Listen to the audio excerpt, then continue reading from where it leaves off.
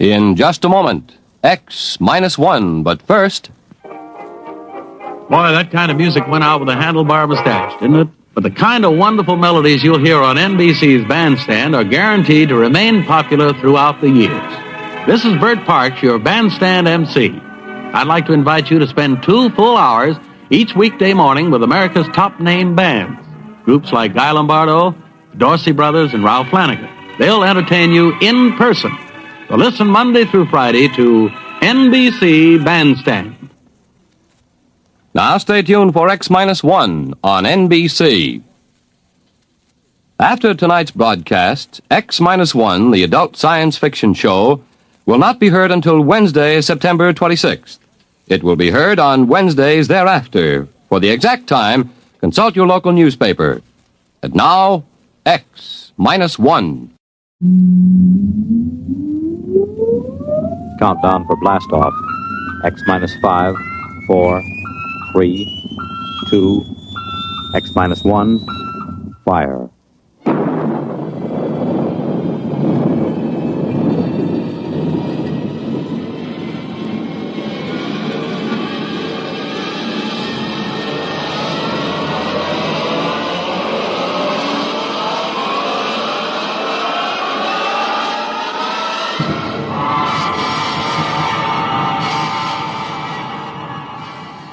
From the far horizons of the unknown come transcribed tales of new dimensions in time and space. These are stories of the future, adventures in which you'll live in a million could-be years on 1,000 maybe worlds. The National Broadcasting Company, in cooperation with Galaxy Science Fiction Magazine, presents X-1.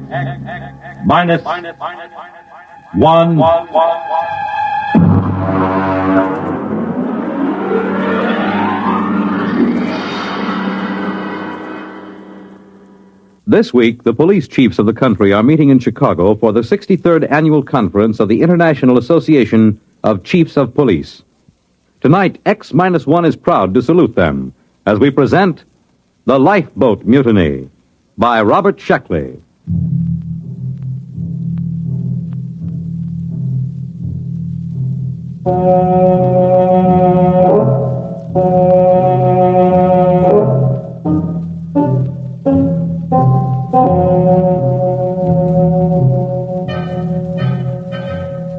Of course, we should have known better. In a way, we were asking for it, but frankly, we were short of credits, and beggars can't be choosers. As a rule, I don't like second-hand equipment, not if I have to trust my life to it. But Joe, the interstellar junk man, can be pretty persuasive. He has an air of confidence when he walks down between the rows of antique jalopies on his lot and pats an airlock door lovingly or kicks at the ground gyros to show how firm they are. Joe exudes faith the way trees drip sap in the spring. And if you get too close, a little rubs off on you. Yeah, you see, solid as a rock. Look at that plating. I'm telling you, this boat is a real buy. She looks pretty old. Sure, she's old. Now, don't give us that story about it belonging to a little old lady who used it to flip to church on Sundays. Now, look, boys, I'm not trying to unload something on you. I don't stand to make a nickel on this, but tell me the truth. Did you ever hear sweeter engines? And look at those servos. Pretty old. And that hull. I bet it's 500 years old and not a spot of corrosion on it. I'm telling you, you're lucky. It's a coincidence, you two fellas coming in. You need a lifeboat. And sitting right here waiting for you, like you was made for each other, is this baby. Well, she certainly does seem rather nice. What do you think about it, Dick? It does look pretty good. It's about what we need for the ocean survey work on Trident. But you know Joe. They just don't build them this way anymore. Look at that propulsion unit. You couldn't dent it with a trip hammer. And note the capacity of the cooling system. It looks good, but some of these old machines, I just want to make absolutely sure it's safe. Safe? Safe. He asked me if it's safe. Is it? Now, step inside. Go ahead. Step inside. All right. Push that button. Right there on the instrument panel. This one? Yeah. I am Lifeboat 324A. Hey, the darn thing talks. Yeah, and in English, too. It's equipped with a universal translator. It's completely automatic. I told you they just don't build them this way anymore. Go ahead. Push the button again. I am Lifeboat 324A. My primary purpose is to preserve those within me from peril and to maintain them in good health. At present, I am only partially activated. Could anything be safer? This is no senseless hunk of metal. This boat will look after you. This boat cares. I don't know. The idea of an emotional machine always gets me. I can't even stand those robot maitre d's. They keep slobbering over you every time you go into a restaurant with their tubes just pouring kindness and consideration. Ah, you're a reactionary. We'll take it. You won't be sorry. Boys, you just bought yourselves a lifeboat.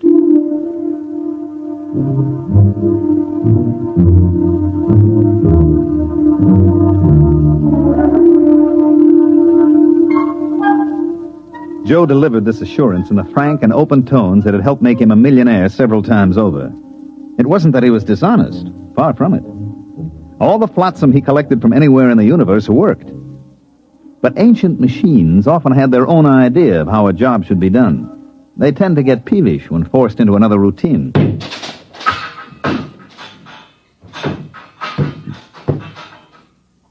Well, there she goes, Lifeboat 324A. I got her down in the afterhold. I think she's in perfect condition. You know, it's just what we need for those oceans on Trident. I hope so. The last thing I bought from Joe was an electric razor. Only it turned out that it came from Deneb 3, where they are slightly reptilian. And an electric razor is used to help them change their skin in the hot months. If you remember, I was in the hospital 3 months, and after the skin grafts, I don't know my ears from my elbow.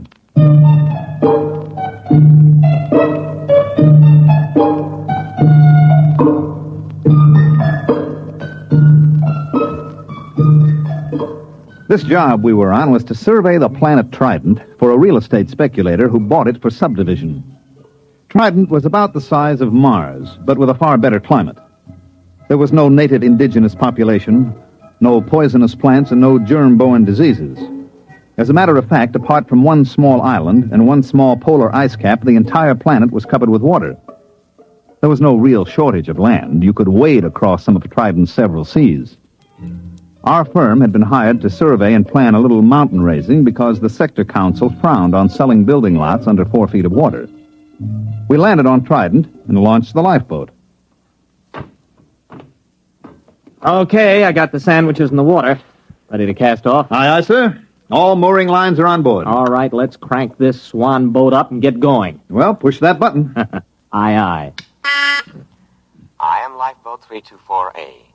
My primary purpose is to preserve those within me from peril and to maintain them in good health. At present, I am only partially activated.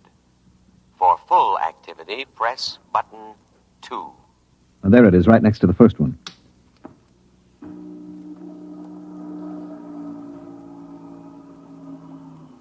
Well? Something's going on back there. Sounds like motors warming up. Hey, that sounds like a short circuit somewhere. You know there's no wheel on this thing? Oh, wait a minute. There's got to be some kind of tiller or control. Well, you look. That's all there are, 2 buttons. Well, then maybe she controls telepathically. I'll try it.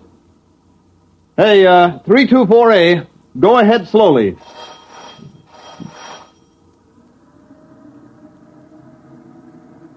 Ah, there she goes. That's it. Starboard a little. Wait a minute. I still don't like the sound of that. I bet there's a short somewhere. I'm going down to look for it with a circuit tester. Don't louse anything up. I like a boat that works this way. Gives me a sense of power. Hey, 324A, full speed ahead.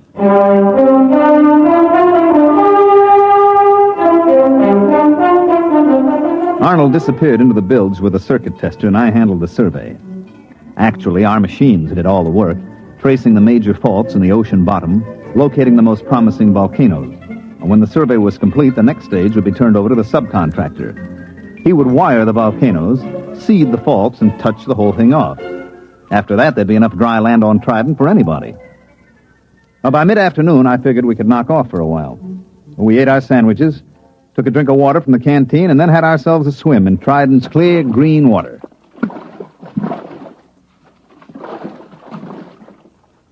Hey, give me a hand up. That was very refreshing. Oh, yeah. I'll have to get this grease off with sandpaper, but I think I found the trouble. You see, the leads to the primary activator have been removed and the power cable's been cut. Well, why would anyone do that? Well, it might have been part of the decommissioning, but I got it hooked up now. Go ahead, hit the second button. Might as well have this thing working right. Okay, here she goes.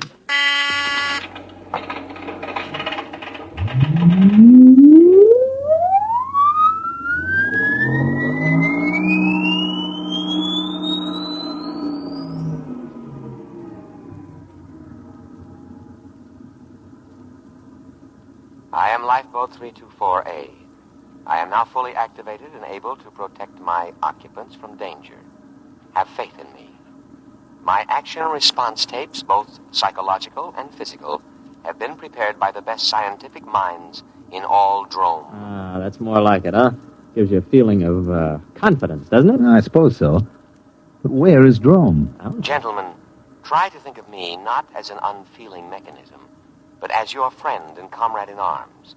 I understand how you feel. You have seen your ship go down, cruelly riddled by the implacable Hagen. What ship? What's it talking about? You have crawled aboard me, dazed, gasping from the poisonous fumes of water, half dead. Oh, no, wait a minute. You mean that swim we took? You got it all wrong. We were just surveying. Half dead, shocked, wounded, morale low. You were a little frightened, perhaps, and well, you might be. Separated from the drome fleet and adrift upon an alien planet. A little fear is nothing to be ashamed of, gentlemen.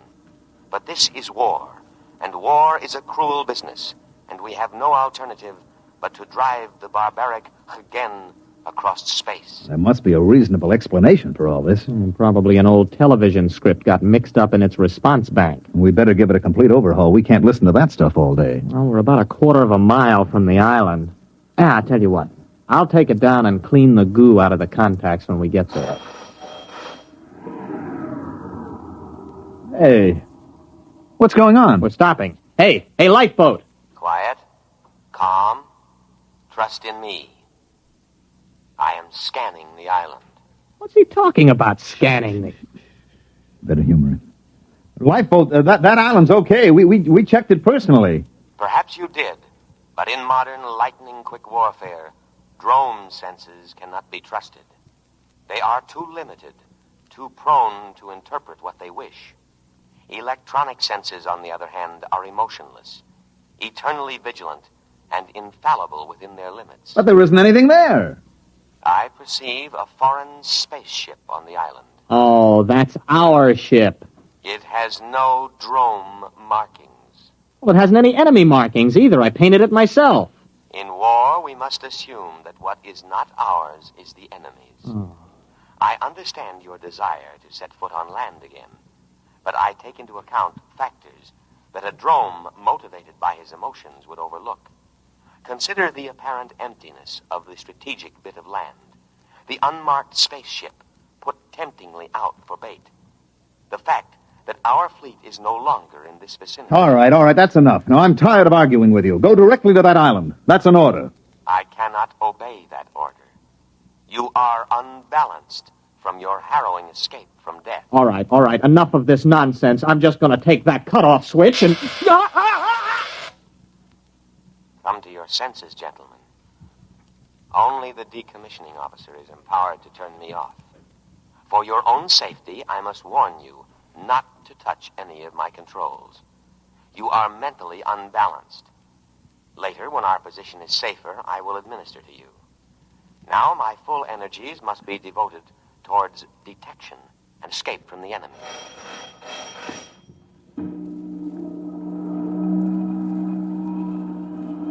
Where are we going? To rejoin the drome fleet as soon as I can find it.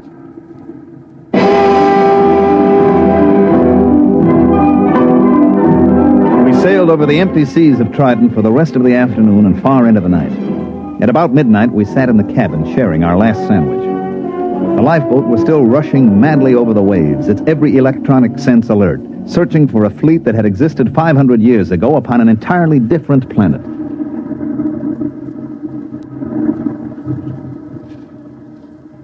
Oh, why didn't I pack more sandwiches? Do you ever hear of these dromes?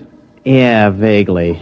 They were non-human, lizard-evolved creatures. Yeah, they lived on the 6th planet of some little system near, Capella. The race died out over a century ago. And the Hagen. What about them? Also lizard, same story. Wasn't a very important war, you know. All the combatants are gone except this lifeboat, apparently. And us. We've been drafted as drone soldiery.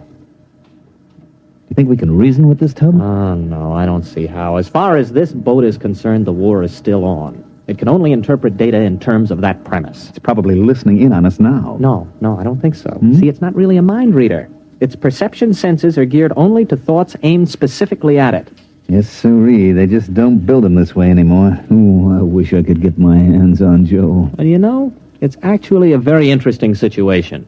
The machine is acting very logically upon no longer existent conditions. Therefore, you could say that the machine is the victim of a systematized delusion. You mean the lifeboat is just plain insane? Well, I believe paranoia would be the proper designation. But it'll end pretty soon. Why? It's obvious. The boat's prime objective is to keep us alive. Our sandwiches are gone, and the only other food is on the island. I figure it'll have to take a chance and go back. Gentlemen, at present I am unable to locate the drone fleet. Therefore, I am turning back to scan the island again. Fortunately, there are no enemies in this immediate area, so I can devote myself to your care. Oh, you see, it's about time you got around to us. We're hungry. Feed us. Of course, immediately.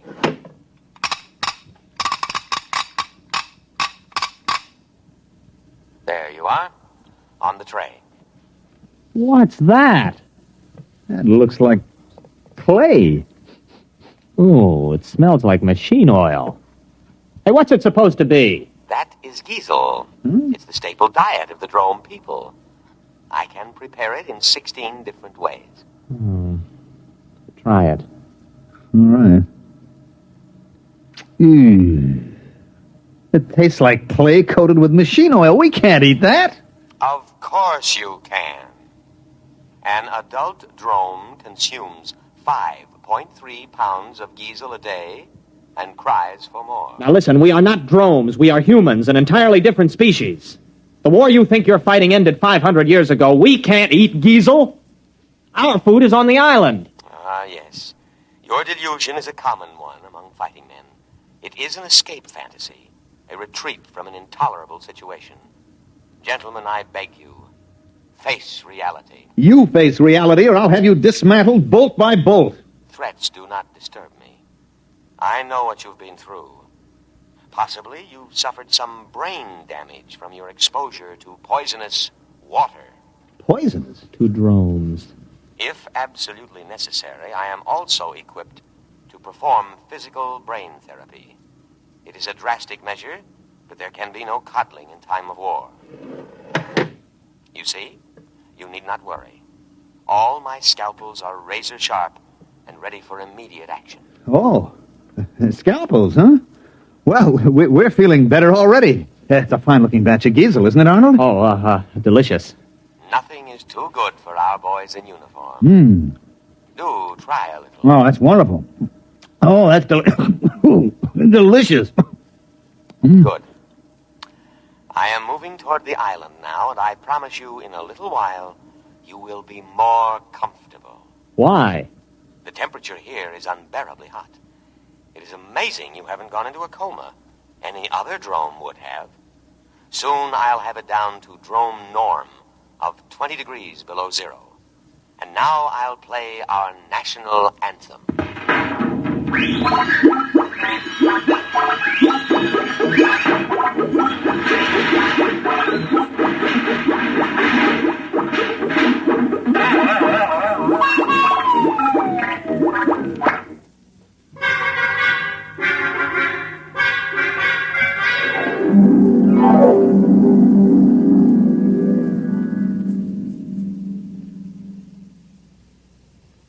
Arnold, What?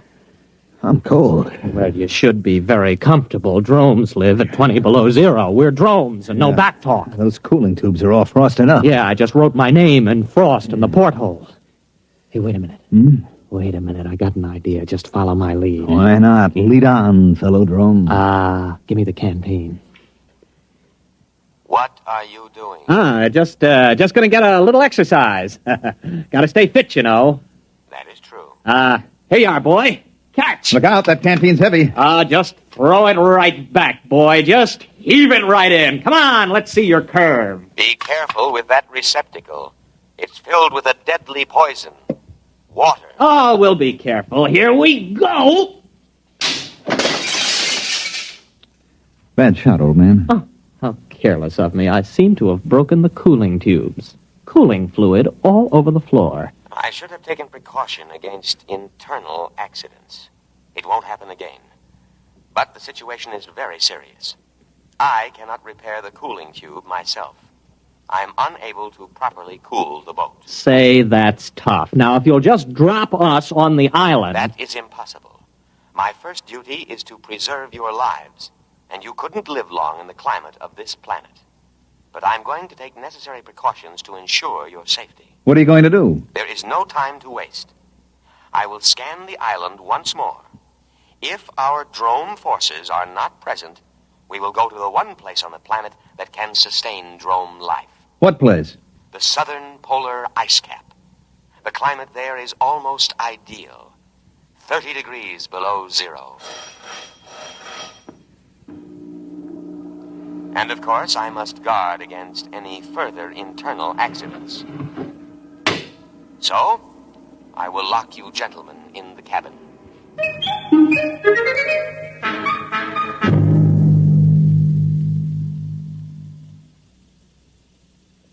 Think.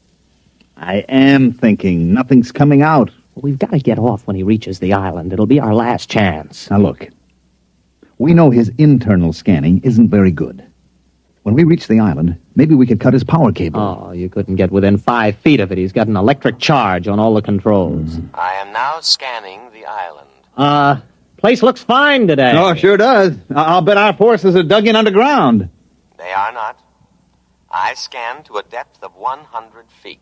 Well, under the circumstances, I think we should examine it a little more carefully. It is deserted. I cannot let you endanger your lives by going ashore. Drome needs her soldiers, especially sturdy, heat-resistant types like you. We like this climate. Spoken like a patriot. I know you must be suffering, but now I am going to the South Pole to give you veterans the rest you deserve. Wait a minute. You don't understand. We're operating under special orders. We weren't supposed to disclose them to any vessel below the rank of super dreadnought. We're a suicide squad. Yes, that's right. Especially trained for hot climate war. Our orders are to land and secure that island for the Drome forces. I didn't know that. You weren't supposed to. After all, you're only a lifeboat. Land us at once. I couldn't guess, you know. All right. We'll head for the island. Arnold, it's going to work. Why not, as long as we tell him the truth? The beach is only 50 yards away.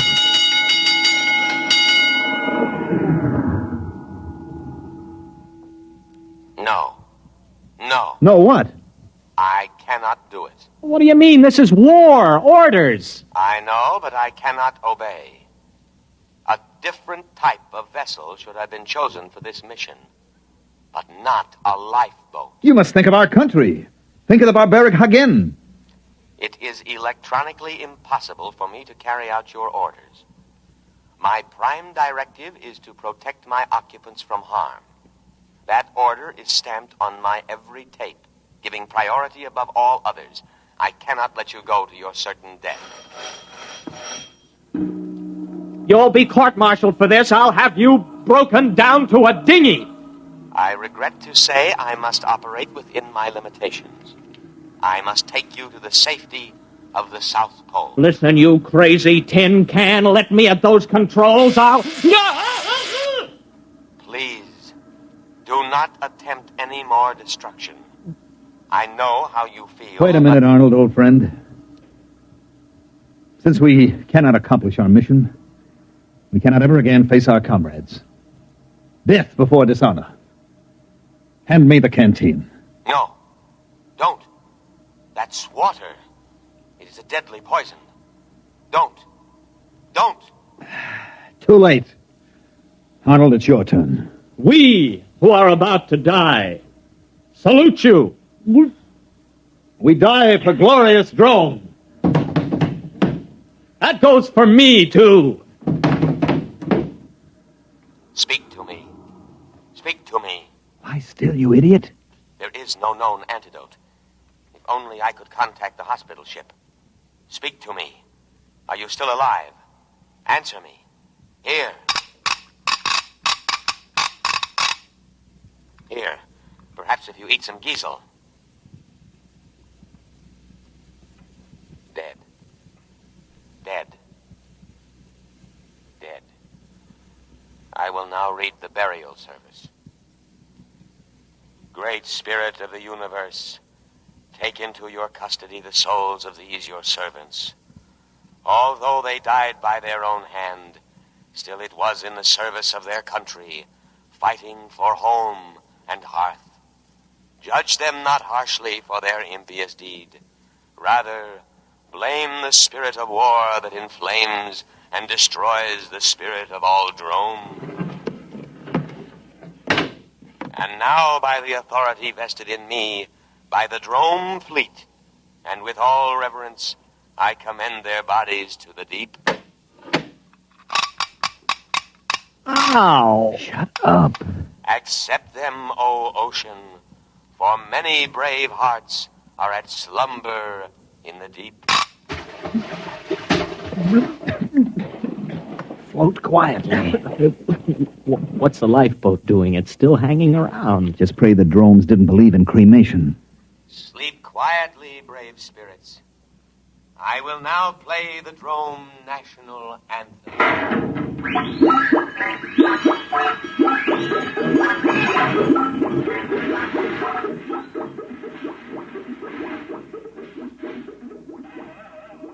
Well, there she goes.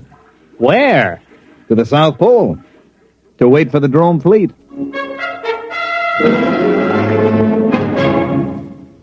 You have just heard X-1, presented by the National Broadcasting Company in cooperation with Galaxy Science Fiction Magazine, which this month features The Man Who Ate the World by Frederick Pohl.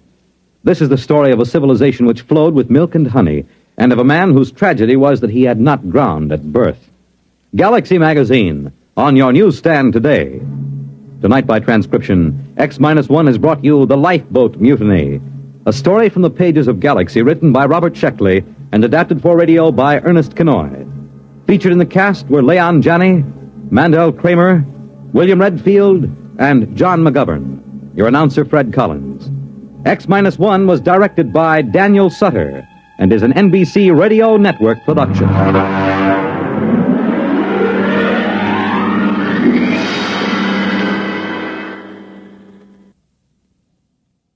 A special announcement to the audience of X-1, the adult science fiction show. X-1 will not be heard next week, but will resume broadcasts at a new time on Wednesday, September 26th, and every Wednesday evening thereafter. For the exact time of the broadcast in your locality, remember to consult your local newspaper. The music of Tommy Tucker, live on Bandstand, weekday mornings on NBC Radio.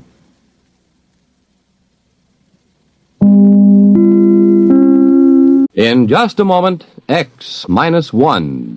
But first, your home will be filled with the voices of top entertainers and fascinating experts in the homemaking field tomorrow, when Virginia Graham and Mike Wallace bring you another broadcast of NBC's Weekday.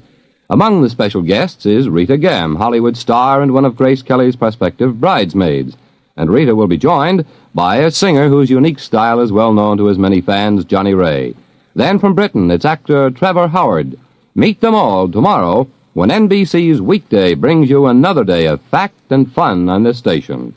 Now stay tuned for X-1 on NBC. Countdown for blastoff.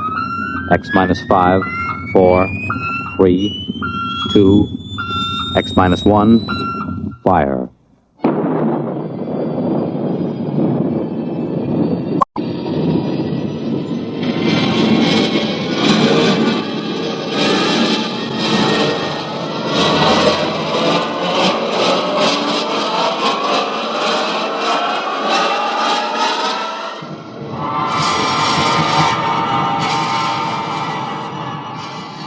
From the far horizons of the unknown come transcribed tales of new dimensions in time and space. These are stories of the future, adventures in which you'll live in a million, could be years, on 1,000 maybe worlds. The National Broadcasting Company, in cooperation with Galaxy Science Fiction Magazine, presents X minus 1.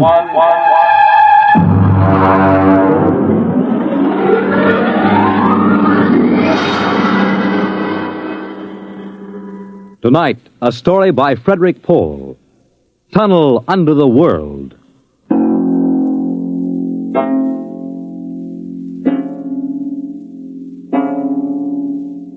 On the morning of June 15th, Guy Burkhart woke up screaming.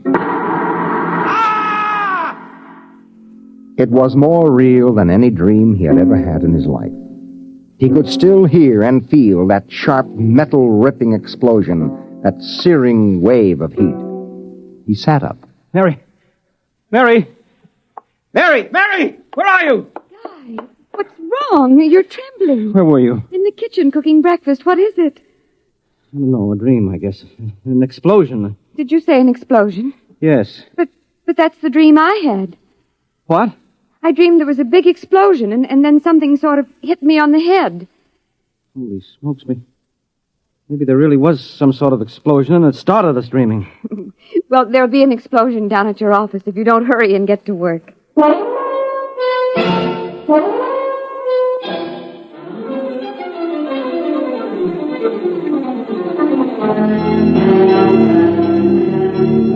Coming in on the bus, Burkhart watched to see if there was any evidence of an explosion. There wasn't.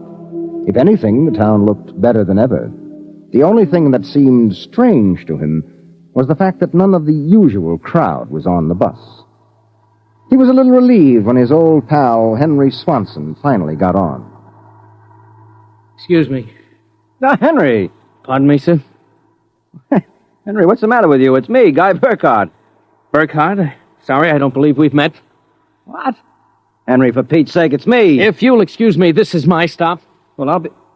How do you like that?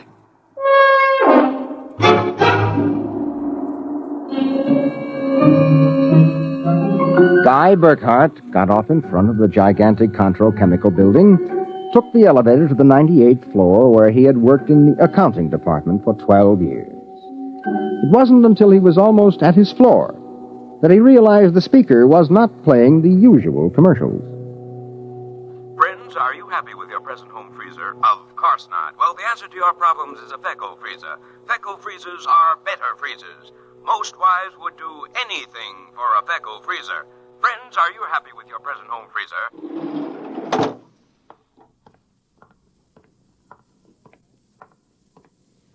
Morning, Miss Horn. Good morning, Mr. Burkhart. Well, new hairdo, I see, huh? Why, yes. Do you like it? That makes a lot of difference in your appearance. Mr. Barth in? No, sir. He had an appointment with Mr. Dorchin of the Human Research Institute. Today? But today's the 15th of June. He has to sign the quarterly statement. He said he wouldn't be in. Huh, that's mighty peculiar. Yes, sir. Oh, by the way, Miss Horn, what the devil is a Fecco freezer? A Fecco freezer? There's some new copy on the elevator commercial. Dorch must have landed another account. Fecco freezers. I really don't know, Mr. Burkhart. It's a funny day. Can't quite put my finger on it, but there's something strange going on.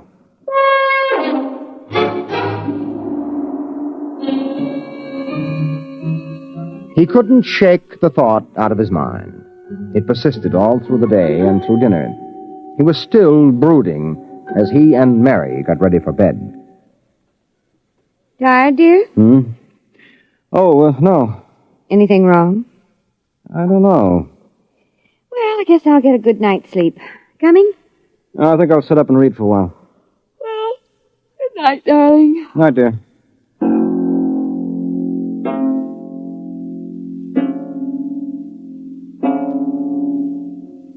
At exactly midnight, Guy Burkhart lapsed into a sudden, deep sleep. And the following morning, he woke up, screaming. Darling, What is it? What's wrong?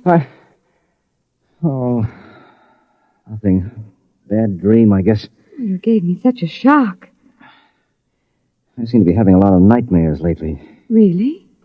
Yes, the one I had yesterday. This was the same. A big explosion and then nothing. You had a dream yesterday? Well, of course I did. You had the same sort of dream. I?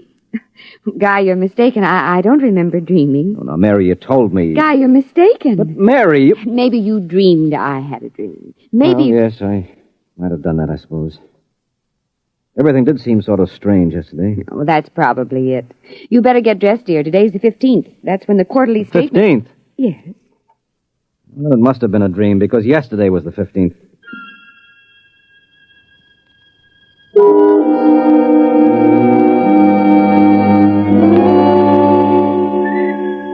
Guy Burkhart got up, dressed, ate breakfast, and took the usual bus to work. Once again, everything seemed even brighter and newer than usual.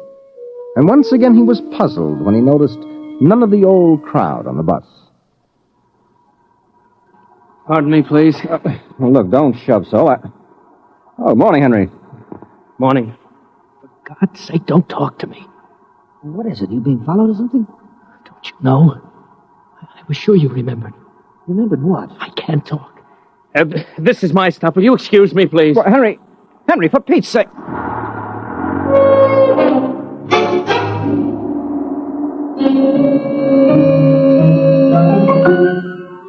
As in yesterday's dream, Guy Burkhart got off at his stop and took the elevator to the 98th floor.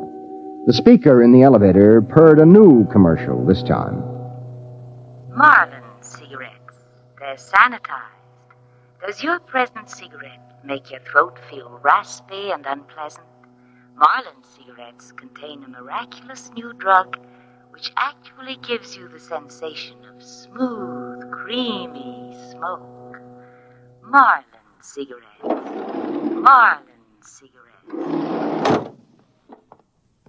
He walked down the marbled corridor to his office.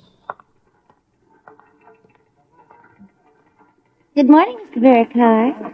Good morning, Miss Horn. Do you like my new hairdo? Yes. Is Mr. Barth in? No, sir. He had an Appointment with Mr. Dorchin at the Research Institute. I know. You know? Well, I guessed it anyway. And today is the 15th of June, and he won't be here to sign the quarterly statement, and I'm going nuts. Let me have a cigarette, will you? Yes, sir. Try one of these. They're Marlins. I never heard of Marlins before today. What are we, a bunch of guinea pigs? Something wrong, Mr. Burkhart? Wrong? Perish the thought, Miss Horn. Perish the thought.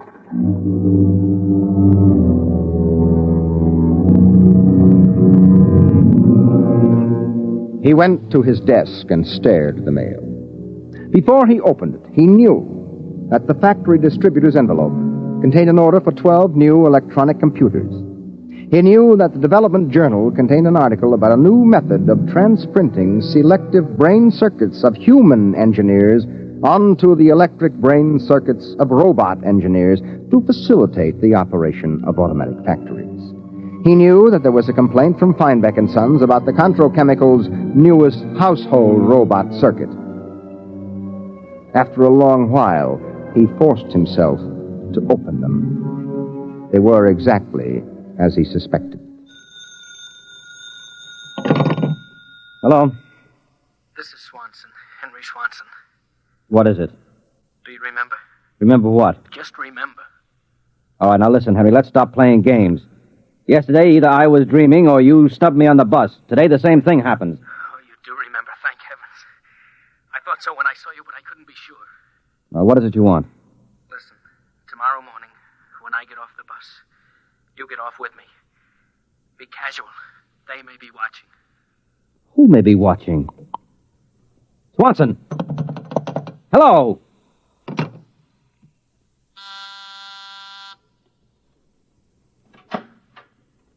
You buzzed, Mr. Burkhart? Yes, I'm still out of cigarettes. Would you buy me a pack of Kelvins? Wouldn't you rather have Marlins? I smoke Kelvins. But, Mr. Burkhart, Marlins have that soft, creamy smoke that's so soothing to your throat. Oh. You really believe that stuff? Well, it's true. I wouldn't say this, Mr. Burkhardt, except that, well, I've gotten to know you pretty well, and I've grown to admire you so much. I see. Would you mind, Mr. Burkhardt, if I told you that for months now I've wanted to, well, just comfort you? I know how troubled you've been. Well, you've never mentioned your feelings before, Miss Horn. April. My first name's April. Well, that's a pretty name. You see, I do have your welfare at heart. That's why when I see you smoking Kelvins, and I know Marlins are so much better, won't you let me buy some of them for you, huh? Well, I suppose so. Why not? Here, bring me a carton. Oh, thank you, Mr. Burkhardt. Guy? I think you ought to go. I'll be back.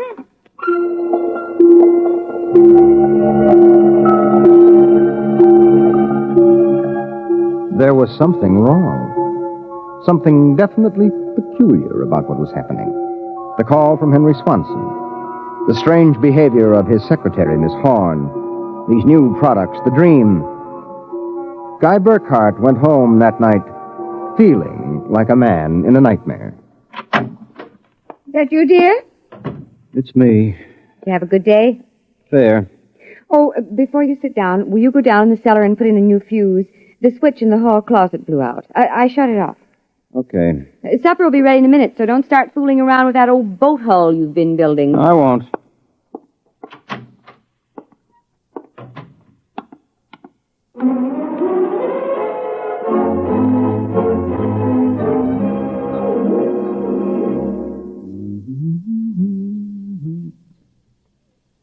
Mary! Mary! What is it? Come down here. Hurry up. What is it? I don't know. I'm not sure. I was looking for a fuse, and I thought maybe I'd dropped one under the boat hull, so I scratched around. Look. Let me put the flashlight on it. Well, Look at the floor. what about the floor? It's supposed to be cement. Well? Well, it's copper. There's a thin layer of cement, but underneath it's metal. Look here. Underneath the concrete, more metal. And here on the wall. You see? Metal. Metal under the floor, behind the walls, every place. Well, I don't really understand. Mary, I know this sounds crazy, but somebody, for reasons I can't even begin to guess, has taken this house and replaced it with a clever imitation. Guy! Mary, I'm going to look around a little more. Well, your dinner will be ready. All right, save it for me. There are a couple of things I've got to figure out.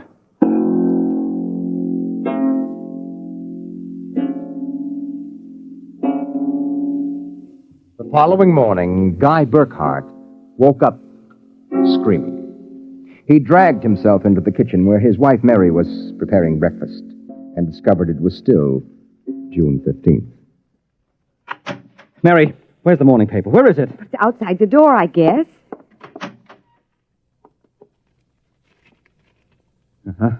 June 15th. You'd better hurry, dear. Today's the day Mr. Barth fills out the quarterly tax return. Oh, no, it isn't. What? He won't be there. He'll be at a meeting with that crackpot Dorchin at the Human Research Institute. Mr. Dorchin? He'll be there. And Miss Horn will have a new hairdo, and the elevator will be selling some new product, and Swanson... What about Swanson?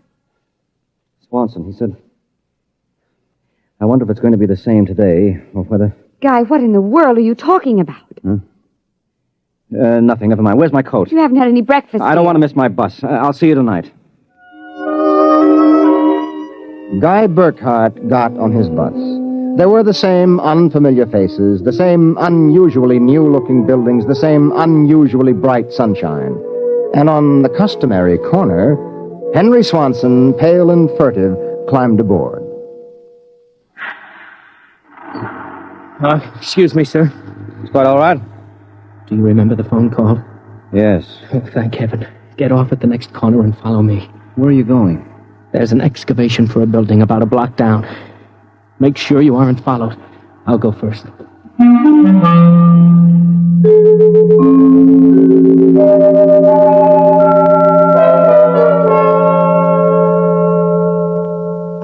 Burkhardt. Here, behind the fence. All right now, Henry, what's this all about? I'm not sure. At first I thought perhaps they were Russians. Now I'm beginning to think they're Martians. No humans could have accomplished what they've accomplished. Now, wait a minute. Start from the beginning, Henry. What's going on? Look, Burkhardt, peculiar things have been happening to you, right? Yes? A lot of your friends are missing. Your house seems changed. There's something stranger than that. The date. Today is June 15th. Yet I could swear yesterday was June 15th and the day before that. You got it, friend. It's always June 15th. And you and I are the only ones who know it. But why, Henry? How? I'm not sure. I think it's some sort of mass hypnosis or something. Well, why doesn't it work for us? My wife, Mary, doesn't remember a thing. Somehow, when it happened, they missed us. We were protected from the full force of the rays or whatever they used. Burkhardt, where were you on the night of the 14th, about midnight? Let me see, that was Sunday night. Yes. Yeah, I was down in the cellar under the boat I'm building. I was in my darkroom developing some pictures. This just doesn't make any sense to me. Russians, Martians. What makes you think that? I've seen them. Where? At the end of the tunnel. What tunnel? The one they built under Tylertown. A tunnel under Tylertown? Yes, that's right. It's made out of copper or some alloy. Copper? Wait a minute. I found a copper layer under my cellar floor last night. So did I. That's how I discovered it. I found a way to get in, too. It's at the bottom of this excavation. Holy mackerel. Henry, why don't we tell the police? Because we can't trust them. Even the police may be Martians in disguise. Oh, come on now. You're being melodramatic. Oh, am I? Well, you just come with me. Where? Into the tunnel. I'll show you.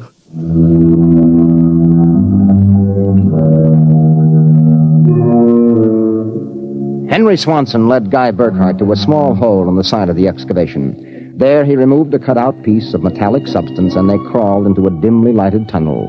They walked for what seemed like 2 miles until Swanson held his finger to his lips. We've got to be quiet now. Henry, this is fantastic. They've got a tunnel right under the whole town. Oh, you haven't seen anything yet. There's a room a little farther down. We'll be able to look through a glass in the door. Is it safe? It's perfectly safe, unless one of them comes along. Oh, come on. Okay. Here. Burkhardt, look through this glass. Now, just so I know I'm not completely insane, tell me what you see. Good Lord. Well? A tremendous panel with dozens of telescreens. And in front of each is a servo robot. They seem to be computing something. Yes, I've watched them. They're evaluating data from the screens. Have you gotten a chance to look at the data on those screens? No. I've been afraid to go in. There might be a warning circuit somewhere. Well, if we knew what those robots were working on, we could go to the authorities. I'll risk it if you will. All right, it's worth a chance. We're lost anyway. Okay. Open the door.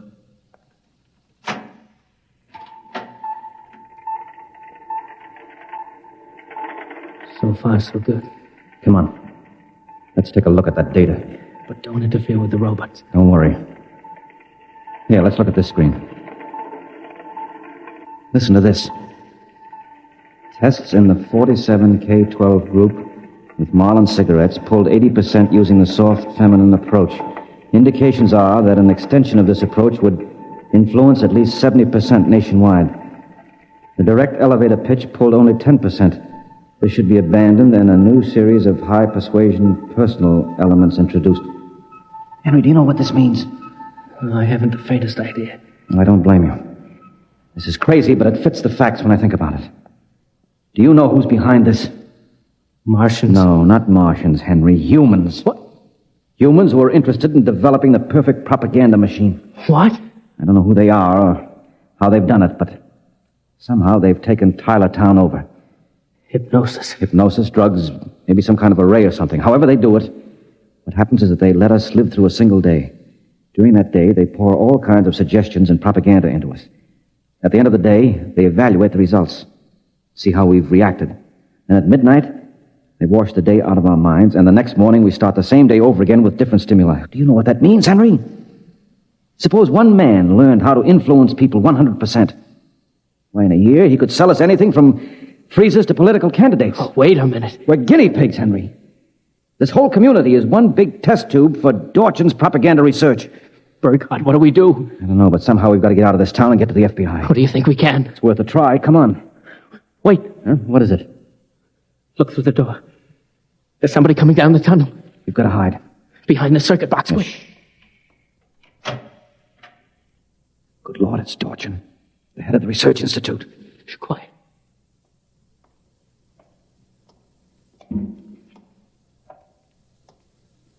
All right, Burkhardt, come out. We know you're in this room. Miss Horn has informed us that you remember. I must warn you that it's useless to buck us. Come out peacefully. Let our maintenance crew adjust you properly so you don't remember from one experiment to the next. It will be quite painless. If you don't come out peacefully, we'll have to get you. Henry, take this wrench. When I give the word, jump him. But he may be armed. We've got nothing to lose. Very well. I'm coming after you. No! Burkhardt, I've killed him. Now, wait. Get his coat unbuttoned. Maybe his heart is still beating. Henry! What is it? What's wrong? Look underneath his coat. Heaven help us. It's a robot. A humanoid robot designed to look like Dorchin. Come on, let's get out of here. Wait. What's that? It's a loudspeaker. I told you it was useless, gentlemen. Who are you? Mr. Dorchin, naturally. The real Mr. Dorchin. What are you trying to do to us? Merely trying to prevent you from damaging my experiment, gentlemen. You can't get away with this, Dorchin. Sooner or later, somebody, the FBI or somebody, is going to get wind of this madness. Really, Burkhardt, you're quite naive. Now, why not be reasonable and let the maintenance crews adjust you? And if I refuse, I suppose you'll kill me. That would be quite impossible. Oh? You see, Burkhardt, you're already dead. Dead? You're shocked. It's quite true. You and everyone else in this town were killed by a premature atomic blast at the Condro chemical plant. The blast occurred at 7 a.m. on June 15th. That is the last thing imprinted on your minds. That is why you wake up screaming each morning. No, it isn't true. But it is. What I and my associates did was take the brain circuits from your dead bodies. We stored them in electrochemical batteries till we had a chance to rebuild the cities and begin our tests. Do you think I believe a fantastic tale like that? I imagine you find it incredible. Of course, we didn't rebuild everything exactly. After all, it only has to last for a single day, June 15th. At midnight, we turn off the power and wash out the memory of the day. You and your friend Swanson, unfortunately, have defective circuits. You remember. Burkhardt, it's no use. We're trapped. Give up. No, not me. What can we do? We can make a run for it down the tunnel. Come on. It's useless, Burkhardt. Keep going. It's useless. Useless. Useless.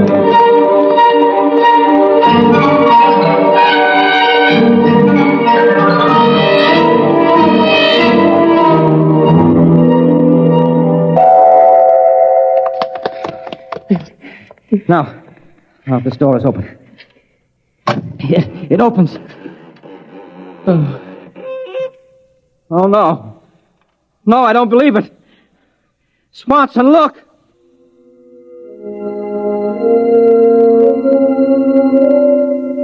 They were standing on a ledge of smooth, finished metal.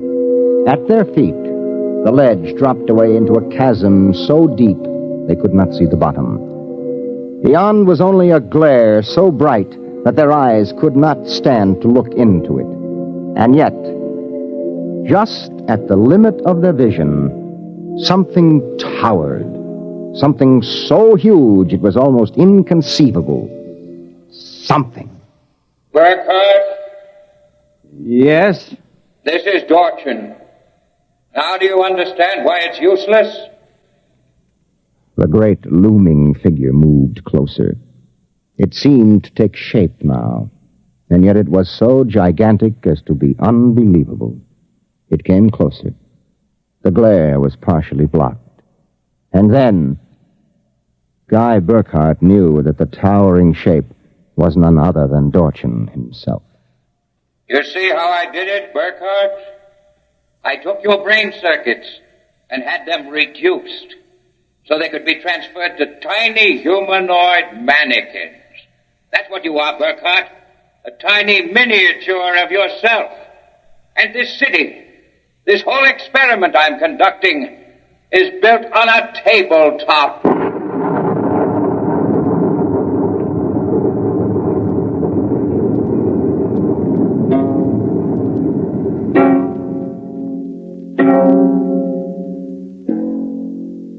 It was the morning of June 15th, and Guy Burkhart woke up out of a dream screaming.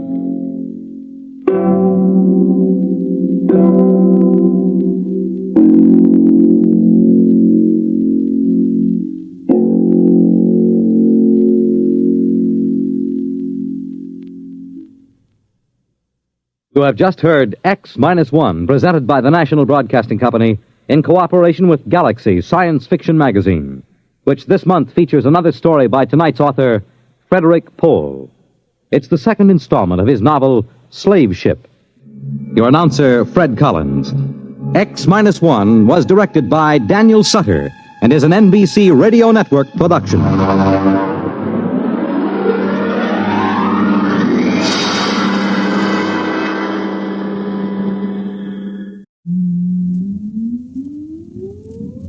Countdown for blast off.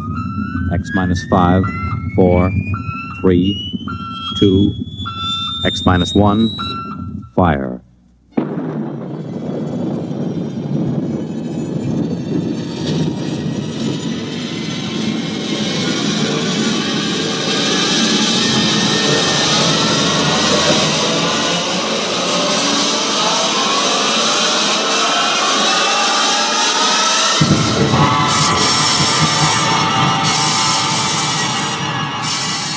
From the far horizons of the unknown come transcribed tales of new dimensions in time and space. These are stories of the future, adventures in which you'll live in a million, could be years, on 1,000 maybe worlds. The National Broadcasting Company, in cooperation with Galaxy Science Fiction Magazine, presents X minus 1.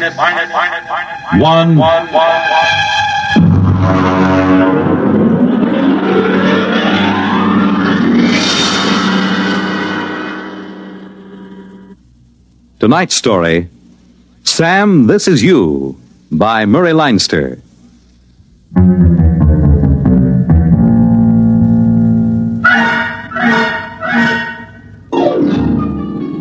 If I were you, I wouldn't believe a word of this story. I'm still not sure if Rosie does, and as a matter of fact, I'm not so sure if I do myself. And that's going some, because it happened to me. And if I can't believe it, well, who can? I suppose it could have happened to anybody, although on the other hand, maybe it couldn't have happened to nobody. And that's pretty mixed up, so maybe I'd better begin at the beginning. And in this case, that's not so easy as it sounds. For one thing, there's the question of where is the beginning?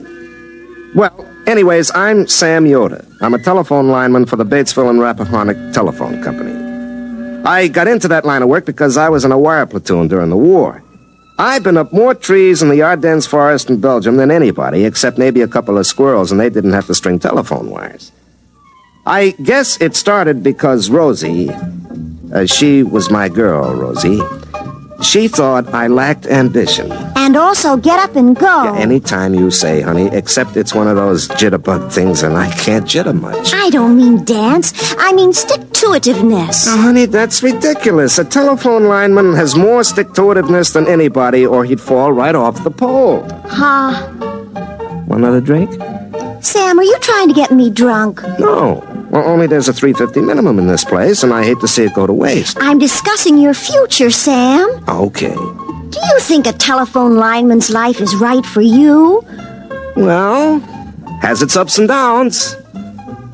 Sam. I'm sorry. I warned you once more, and I'm going to ask you to take me home, even with a $3.50 minimum unexpired. Yeah, okay, honey. Now, what are you doing to improve yourself? Nothing, I guess. Why don't you take one of those correspondence courses? You know, the ones with a picture of Arthur Godfrey, and he says, I was awful in high school arithmetic till I sent in the coupon. What does he need with high school arithmetic? It's the principle of the thing. Sam, I'd hate to think I was engaged to a man who didn't improve himself. Well, I'll figure something out, honey. You don't want to spend all your life with your arms around a pole. Well, it was all right with George Sand. Is he working at the company now? No. George Sand. She was in the... Yeah, sure, honey. It was a pen name. You see, she was in love with Chopin. You get it? No. Well, he was a pole, you see? Arms around a pole. You get it now? Yes. Now I get it. Sam, take me home immediately.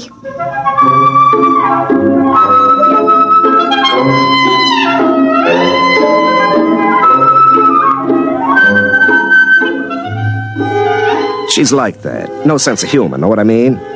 But listen, when you climb up and down telephone poles all day, you get tired of something that's straight up and down. Rosie was a refreshing change. You know what I mean? Wow. But she had something. I mean, in the conversation.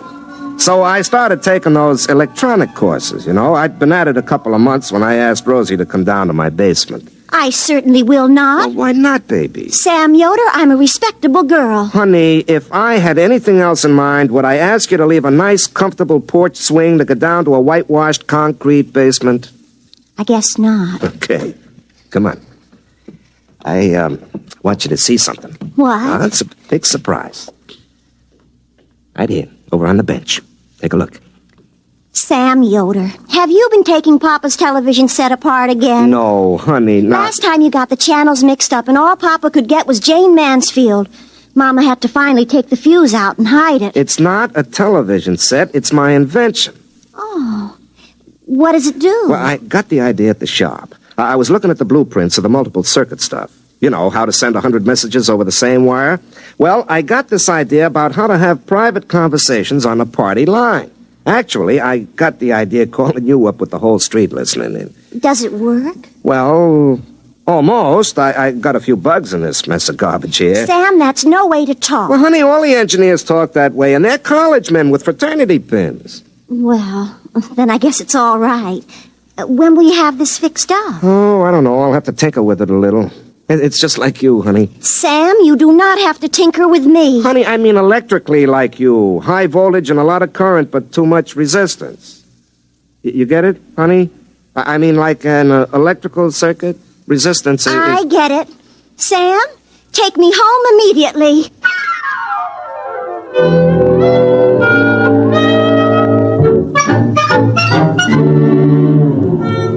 I was thinking of my invention on next Friday, July 2nd, about 6 o'clock. I was up a pole near Bridges Run, hunting for a break where the party line went dead. I hooked in my linesman's phone, but I couldn't get central. I was just about to pull my phone and get down when... Hey, that's impossible. The line checked out dead. Hello, who's this? Sam, this is you. Huh? What's that? This is you. You, Sam Yoder. Don't you recognize your own voice? This is you, Sam Yoder, calling from the 12th of July. Look, Mac, I'm working and I'm 50 feet up. Don't hang up. I'm not hanging up, but you'd better. Now, wait a minute. Do I know you? The voice is familiar. Sam, it's the 2nd of July where you are, and you're up a pole by Bridges Run. The line's dead in 2 places, or else I couldn't talk to you. Lucky, huh? Whoever you are, it isn't going to be lucky for you. But I'm you, and you're me. We're both the same Sam Yoder, only where I am, it's July 12th. Where you are, it's July 2nd. You've heard of time traveling?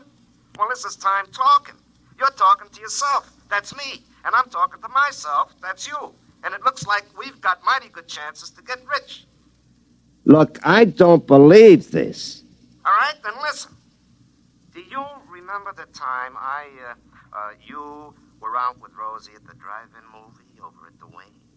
And the couple in the convertible next to you were necking. And then Rosie...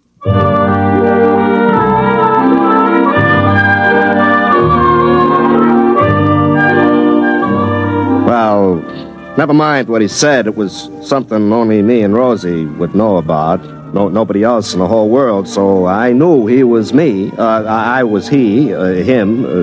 We were the same. He told me what he wanted me to do, and then he told me where the brakes were in the line and hung up. Well, I cut loose down the pole, and my irons only hit it twice from the top to the bottom. I was sweating and shaking a little, and it didn't help any when I found the two brakes right where the voice said it would be.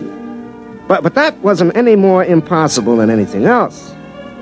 I called into Central and told them I was sick, which wasn't particularly untrue anyway. And then I went home and made myself a cup of coffee, and pretty soon I was muttering to myself, which I don't say now in order to make telling the story easy. But I do it all the time, like this. You got a good cup of coffee here, Sam, old boy. Instant, but strong. Oh, now there isn't any weak-mindedness in my family, and the company psychologist said I grew up stable. Was it inner stable? Well, anyway, nobody but Rosie knows I told her nose is so cute I couldn't believe she ever had to blow it. Maybe it was me talking to myself. Donut, Sam? Don't mind if I do. I talk to myself just sitting over coffee. Why shouldn't I talk to myself on the telephone? From the middle of next week, on a dead line. I wonder if that psychologist was right. More coffee, Sam? Just a little to hot it up. When? Now look, if somebody drove over to Rappahannock past Dunsville and telephoned back that there was a brush fire at Dunsville, I wouldn't be surprised to get to Dunsville and find a brush fire there. So if somebody phones back from next Tuesday that Mr. Broadus broke his leg next Tuesday, why should I be surprised to get to next Tuesday and find out he'd done it? More coffee, Sam? No, thanks. I couldn't touch another drop.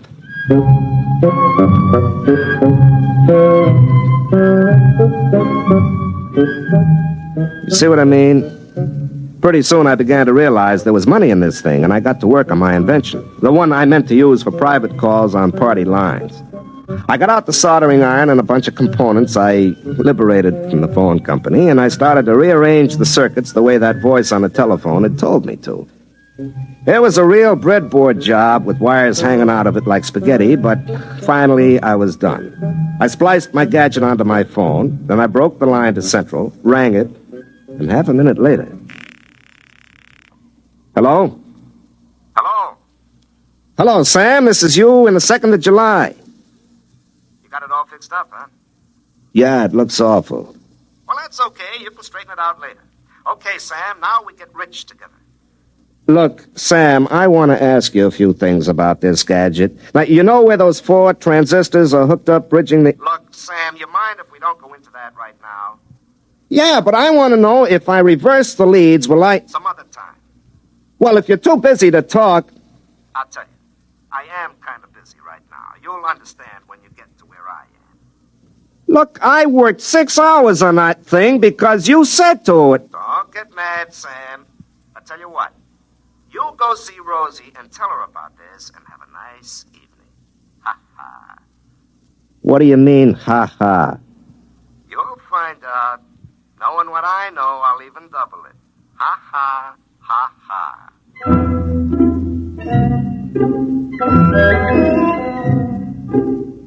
I went over to Rosie's house.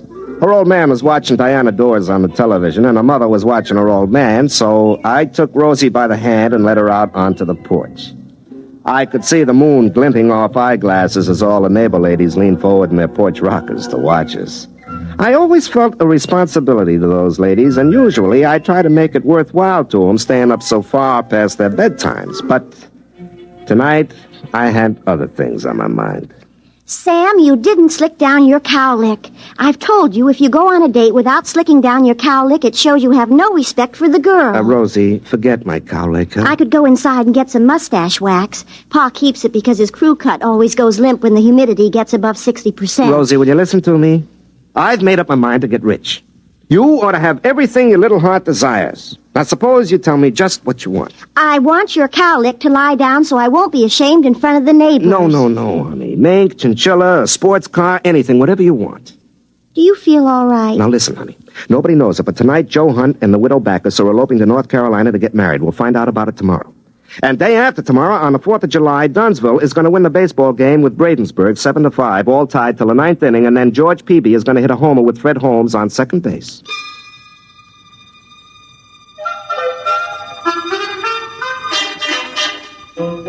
There was a brief silence, interrupted only by the sound of Pa's rocker going over as he tried to get a better angle on Diana Dawes. I don't know how many times I've explained to him you can't improve on the view on a two-dimensional TV screen by craning your neck, but he says you can't overcome a lifetime of habit.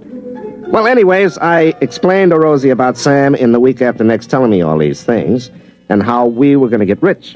Sam, somebody was playing a joke on you. Oh, yeah? Well, who else but me knows what you said that time you thought I was mad at you and you were crying down behind McHenry's ice house? Sam, I told you when I read those words on that board fence, I didn't know what they meant. And nobody else knows about the time we were picnicking and the bug got down the front of your sunback dress and you thought it was a hornet. Sam Yoder, you never told anybody about that. No, but the me in the week after next knew. He told me, so he had to be talking to me. It couldn't be anybody else. Sam, either you've told somebody else everything we ever said or did, or else there's somebody else who knows. That's awful. But, honey, it's me. This other person knows everything we say, even now? Sure. Sam Yoder, you go home. But, honey... Do you think I'm going to talk to you when somebody else listens to every word I say and knows everything I do? Do you think I'm going to marry you? But, Rosie, it's just between the two of us. You, me, and me next week. Rosie!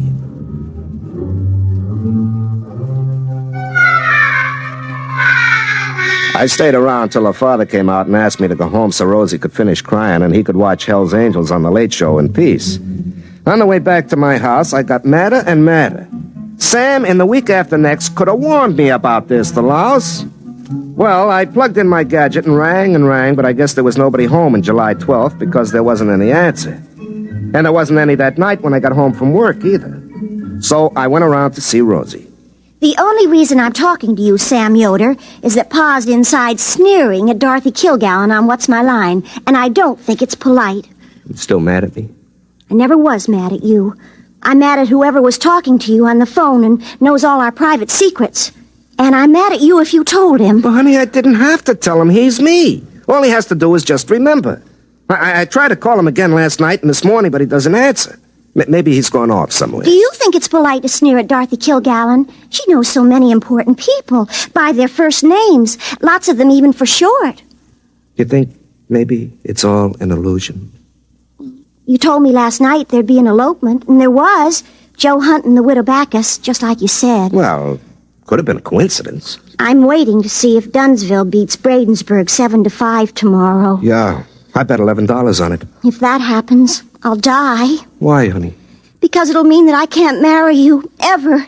Because somebody else would be looking over your shoulder, and we would never be by ourselves all our lives, day or night.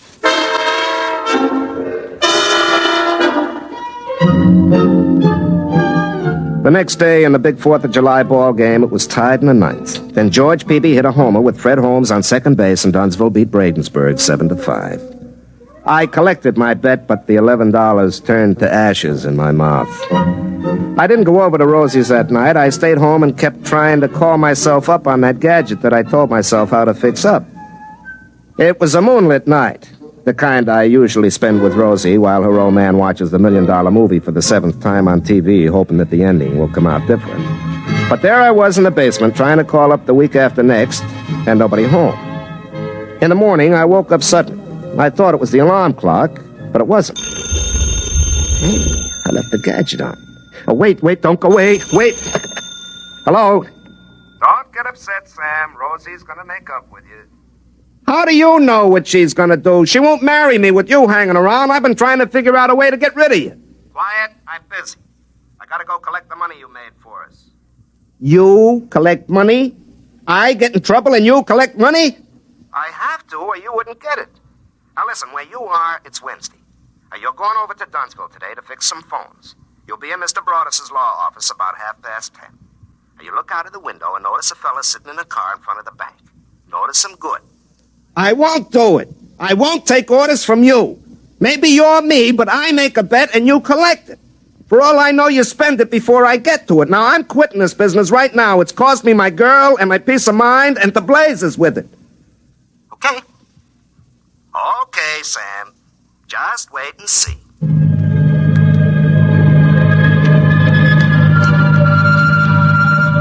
The trouble with a story like this when you tell it is there isn't any suspense, like one of those old movies where a gypsy fortune teller tells George Raft he's going to be head gangster and fall in love and finally get shot by his best friend, played by Ralph Bellamy. And then the rest of the picture just goes like a local commuter train following a schedule.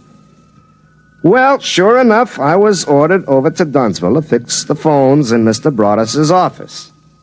Well, at 10:30, I happened to look out of the window, and there, sitting in a car with the motor running, was a reddish-haired man. Then suddenly 2 other men come running out of the bank carrying bags. Mr. Harrison, the guard, is shooting at them.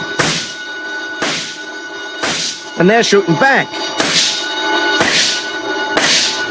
And the car takes off like a big bird and shoots out of town. And Fred Hale comes tearing after him in the squad car right down Olympia Street. Unfortunately, Mrs. Monroe was turning left into the supermarket parking lot. She happened to be coming from the far right lane.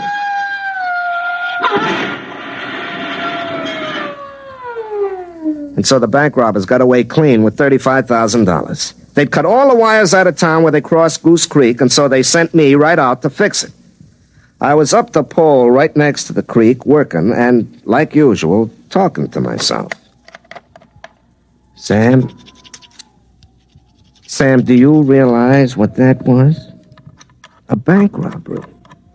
You, in the middle of next week, told you to come over here and watch a bank robbery, but you didn't tell yourself what for. You didn't tell yourself to stop it. Sam, that other you is a born crook.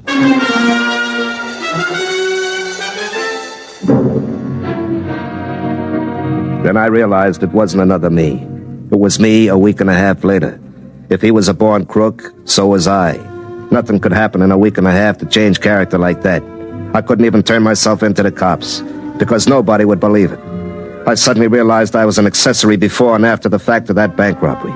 And then I realized there was only one thing to do. That night I drove over to Rosie's house. Her father had a jacket and tie on because he was expecting to visit Her Supreme Highness Princess Grace of Monaco and Slapsy Maxie Rosenblum with Ed Morrow face to face. I took Rosie out to the porch just as the princess invited Ed and Rosie's old man into a closet to see her shoes. Sam, what's the matter? You look awful. I am awful. Rosie, I come to tell you goodbye. I just found out I'm a criminal, so I better go and commit my crimes far away from hearth and friends who would be hurt. Sam, what's happened now? That bank robbery. I knew all about it before it happened. I called myself up and told myself, but I didn't let myself stop it. Don't you see? I'm an accessory both ways against the middle. I'm a criminal. So, Rosie, goodbye. Sam, you sit right down. Oh, it's in the blood, I guess, or the genes. Or do you think in my case it was environment rather than heredity? Now, Sam, you haven't done anything yet. It's that other you. But I'm going to have done something. I'm doomed to be a criminal. Well, I'm going to reform you. What? I'm going to reform you before you start. I'm going to stay with you from now on, every place you go. But, Rosie, I climb poles. I'll wear my tapered slacks. You won't do anything criminal with me along. And if that other you starts talking to you on the telephone, I'm going to climb the pole and tell him where he gets off.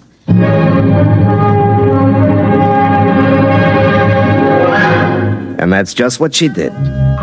Wherever I went, Rosie went right along with me, carrying a 10-inch crescent wrench in case of emergencies, wearing her tapered slacks, which looked real good because, as a matter of fact, the slacks taper just a little more than Rosie does. Well, she made me stay over in her brother who was away in the Marines room and locked me in at night. It went on that way for a couple of days. Rosie looking grim all day, not even holding hands or playing footy in the diner over coffee.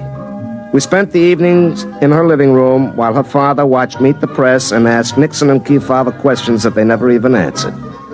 I complained to Rosie that we had all the disadvantages of being married a long time without the obvious advantages. But her father told me to keep quiet and stop interrupting Steve Allen.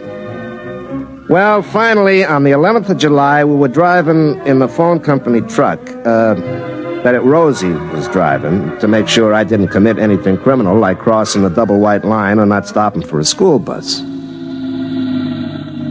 Do you realize tomorrow is the 12th? Yeah, That's the day the other you called you up from, isn't it? yeah, that's right.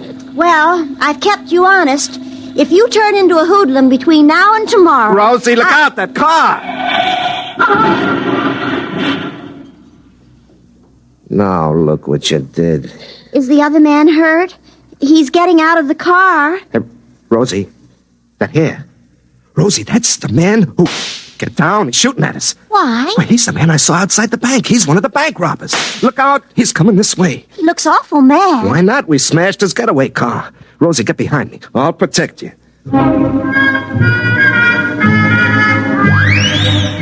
The fella came up to us holding his gun and looking pretty upset, and he was just about to say something when Rosie reached over my shoulder and hit him on the head with her crescent wrench.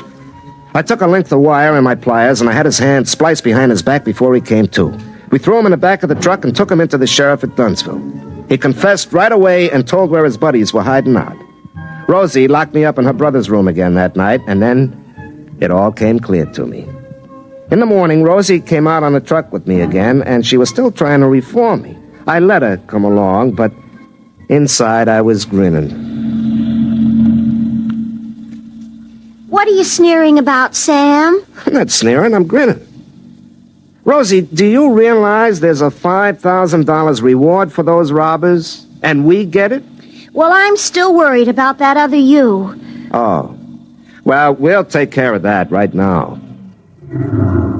Sam, what are you doing? Now, just a minute, honey. I gotta climb that pole.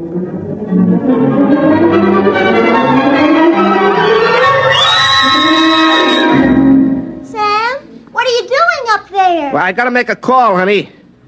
Hook up my little gadget. Now. Hello, who's this? Sam, this is you. Huh? What's that? This is you. You, Sam Yoder. Don't you recognize your own voice? This is you, Sam Yoder, calling from the 12th of July. Look, Mac, I'm working and I'm 50 feet up. Don't hang up.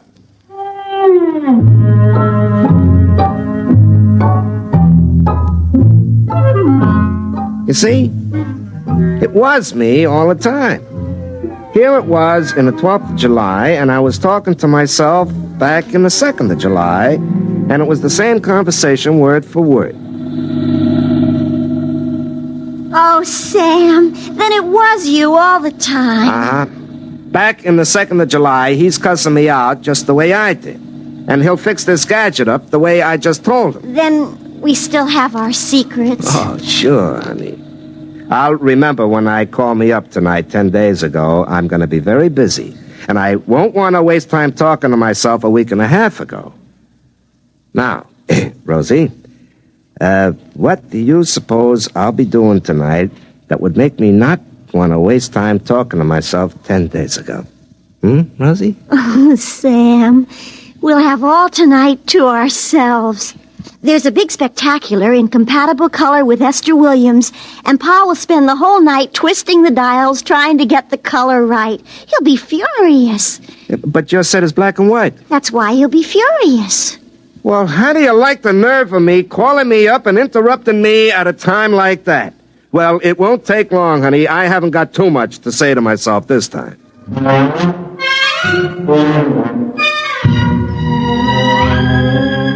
Well, that's the way it went. Rosie and I got married. Like I say, I wouldn't believe this story if I was you. Of course, what with horse races and things like that, we're doing pretty well, but that could just be good luck. But folks around this part of the country don't want to bet with me. I am the only one in the country who won a bet that Don Larson would pitch a perfect no-hit, no-run game in the World Series. You see, I had a little advance information. You have just heard X-1, presented by the National Broadcasting Company in cooperation with Galaxy Science Fiction Magazine, which this month features Of All Possible Worlds by William Tenn, a story which demonstrates that changing the world is simple. The trick is to do it before you have a chance to undo it. Galaxy Magazine, on your newsstand today. Tonight, by transcription, X-1 has brought you Sam, This Is You, a story from the pages of Galaxy written by Murray Leinster and adapted for radio by Ernest Kenoy. Featured in the cast were Larry Haynes as Sam and Pat Hosley as Rosie. Your announcer, Fred Collins. X-1 was directed by Daniel Sutter and is an NBC Radio Network production.